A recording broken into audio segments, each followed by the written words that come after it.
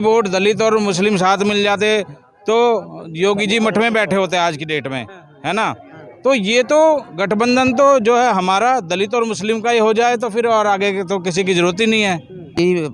ऐलान है कि भाई एक बार किसी भी तरह से मुट्ठी में मोदी नहीं तो मायावती है ही।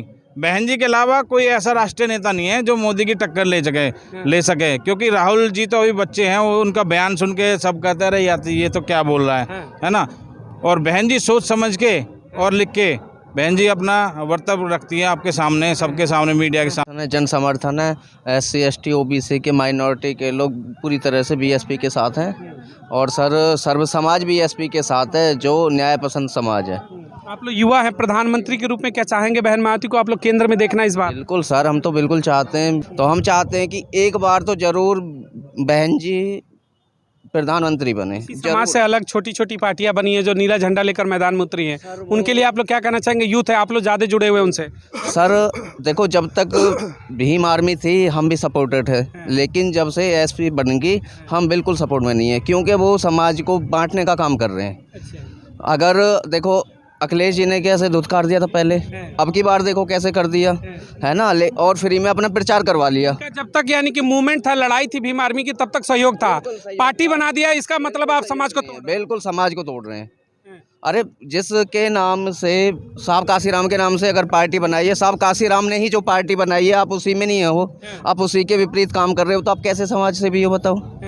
यानी यूथ इस बार अब सवाल उठा रहा है चंद्रशेखर रावण। बिल्कुल सर, ये जो चंद्रशेखर रावण हमारा बड़ा भाई है, लेकिन ये मीडिया का प्रोडक्ट है, मीडिया के द्वारा फैलाया गया। वरना देखो BSP की बहन जी की बातें कहीं मीडिया में देखी आपने, लेकिन चंद्रशेखर की छोटी बातें भी मीडिया में आ जाती हैं। ये बड़ा सवाल आपने उठा दिया कि 4 बार के मुख्यमंत्री पर कभी मीडिया चर्चा नहीं करती है, लेकिन एक भी विधायक नहीं, एक गाँव का प्रधान तक नहीं, लेकिन चंद्रशेखर रावण की खबरें दिन भर चले। बिल्कुल सर, ये BJP का प्रोडक्ट है और मीडिया का प्रोडक्ट है चंद्रशेखर की, समाज को बांटो। देखिए साहब काशीराम ने एक नारा दिया था, दलित मुस्लिम करो विचार, कब तक सहोगे अत्याचार।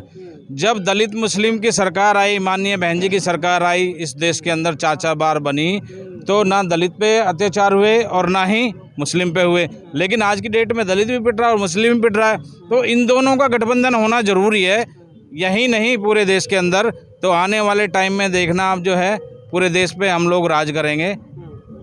क्योंकि समाज देखो कहीं ना कहीं तो थोड़ा नुकसान तो होता ही है ना, लेकिन सबसे ज़्यादा जो है ना, बोला था बाबा साहब ने एक समय बोला था कि मेरे समाज को मेरे पढ़े लिखे लोगों ने धोखा दिया है, मुझे मेरे पढ़े लिखे लोगों ने धोखा दिया।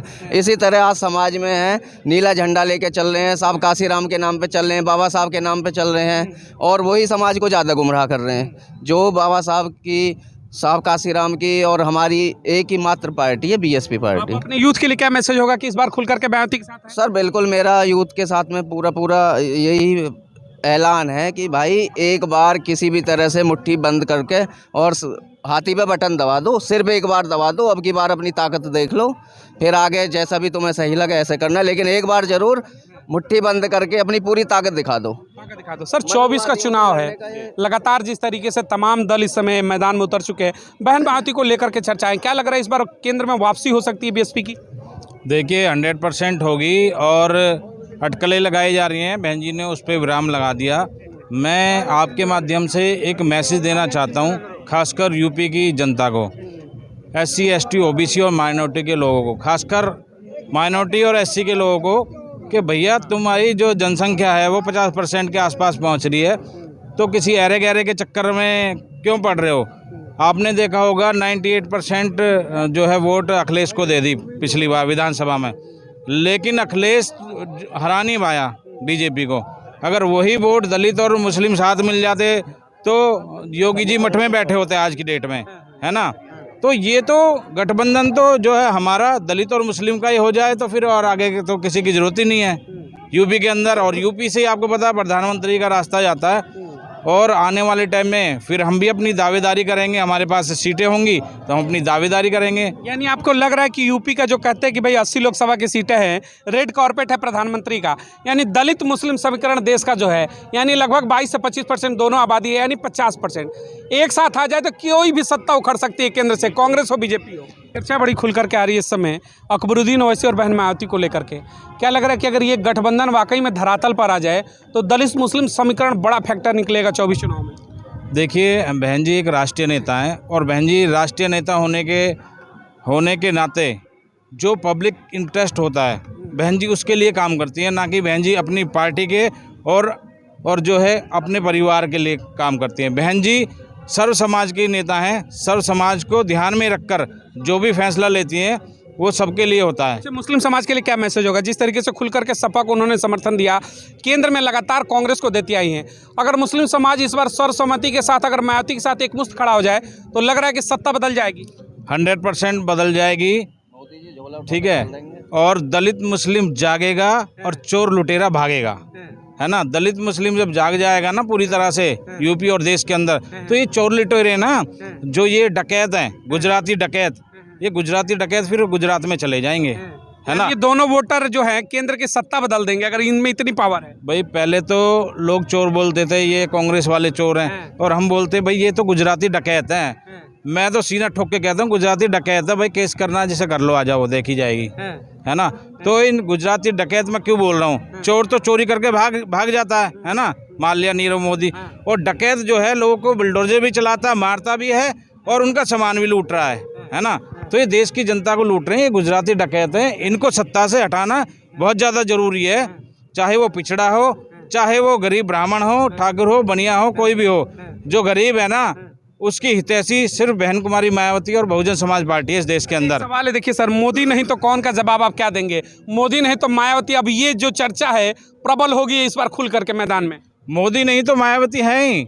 बहन जी के अलावा कोई ऐसा राष्ट्रीय नेता नहीं है जो मोदी की टक्कर ले सके, क्योंकि राहुल जी तो अभी बच्चे हैं, वो उनका बयान सुन के सब कहते रहे ये तो क्या बोल रहा है ना। और बहन जी सोच समझ के और लिख के बहन जी अपना वर्तव्य रखती है आपके सामने, सबके सामने, मीडिया के सामने। तो एक राष्ट्रीय नेता की झलक और काम करने की आप देख रहे हो, नोएडा को चमकाया। देखो, गौतम बुद्ध जी के ज़माने से ले लो, गौतम बुद्ध जी को महात्मा ज्योतिबा फूले ने नहीं देखा, ज्योतिबा फूले को बाबा साहब ने नहीं देखा, बाबा साहब को साहब काशीराम जी ने नहीं देखा, और साहब काशीराम जी को हमने नहीं देखा। लेकिन हम आज की जो युवा पीढ़ी है बहन मायावती जी को देखते हैं, जो वर्षों से पुरानी हमारे महापुरुषों का आंदोलन लेके चली आ रही हैं। और आपका यहाँ पे लखनऊ को चमकाया, है ना। तो हम किसी से कम नहीं है कहीं भी, हम पूरे देश में चुनाव जब ऑप्शन देंगे देश को कि मोदी नहीं तो मायावती, मोदी नहीं तो मायावती, चलेगा जी? मोदी तो जीरो और बहन जी को बनाओ हीरो, है ना। उम्मीदें हैं 24 में? बिल्कुल 24 में उम्मीदें, हम लगे हुए हैं पूरे दिलो जान से। बोलिए क्या कर? अभी बात आई थी सामने की जो दलित मुसलमान जो एकता की, बहुत अच्छी बात है, ये वैसे आ भी रही है समय, लेकिन इनको सावधान रहना है। वही मीडिया वाले 22 में, क्योंकि जो चाल जो 22 में चली ना, क्या चली कि उनकी टक्कर दिखा दी दोनों उनकी, और बीएसपी को मतलब मीडिया ने जो नेगलेक्ट कर दिया, उसी चाल को हमारे लोगों को सावधान रहना है। अपनी जगह एक जगह जो दृढ़ रहना है, चाहे मीडिया जो पाके रात दिन टीवी जीरो भी दिखाए, लेकिन हमें वोट करना पड़ेगा। कोई कह लेगा कि ये एनडीए और इंडिया की टक्कर है, उनकी 1,000 सीट आ रही हैं, लेकिन उस पर ध्यान नहीं देना है। हमें दलित और जो मोमडन जो हमारा जो एकता का जो प्रतीक आ रहा है सामने, उसको हमें डटकर एक जगह रहना है। मीडिया की बातों में जीरो भी विश्वास नहीं करना है। कुछ भी दिखाए आंकड़े, लेकिन वोट करना पड़ेगा इस बार बीएसपी। बिल्कुल, हमें दोनों को एक जगह तक बिल्कुल रहना है। और बाकी जो हमारा वोट जो ओबीसी से भी आ रहा है, आंकड़ों का खेल। सर क्या भाई जी, मैं आपको ये बात बता रहा हूँ, आपने डिबेट सुनी ना संतोष भारती और अभय दुबे, उनकी छोटी सी डिबेट देख लो, उसने पूरे हिंदुस्तान को हिला रखा। क्यों? क्योंकि संतोष भारती ने बताया कि मेरे सामने की बात है, 90% के समझौता होने वाला है। अभय दुबे कह रहा मुझे नहीं पता, कह रहा मैं बता रहा हूँ। लेकिन संतोष भारती ने जब तीसरे दिन बात की, इनको अब क्या बात है, इनको अब ये बात है कि सोनिया गांधी ने बहन जी को फ़ोन किया और ये बोला कि बहन जी आपका समझौता अगर होएगा तो इलेक्शन के बाद होएगा। तो उसमें अभय दुबे ने कहा भाई ये तो सोनिया गांधी की तरफ से मिस्टेक है, क्योंकि पहले अपनी पार्टी को इकट्ठा करके तभी स्टेटमेंट देना चाहिए था। अब बहन जी की तो कोई गलती नहीं, अब ये क्यों कहकर फिर मुकर क्यों रही? उसी चीज़ को अभय दुबे ने कहा सोनिया गांधी गलत है। यही 4-5 शब्द है ना, जो अगले दिन जो डिबेट आ रही प्रेम प्रसाद की, आपने देखा भी होगा, उसको भी ये कहा जा रहा, उन्होंने सब्जेक्ट रखा बहन जी को धोखा दिया, टॉपिक रखा था, तो उस पर भी डिबेट में ये कह रहा आप ये शो क्यों दिखा रहे भाई साहब। उससे पूरे हिंदुस्तान में ये खबर जारी, हमने भी बहुत जगह वो वीडियो फॉरवर्ड किया।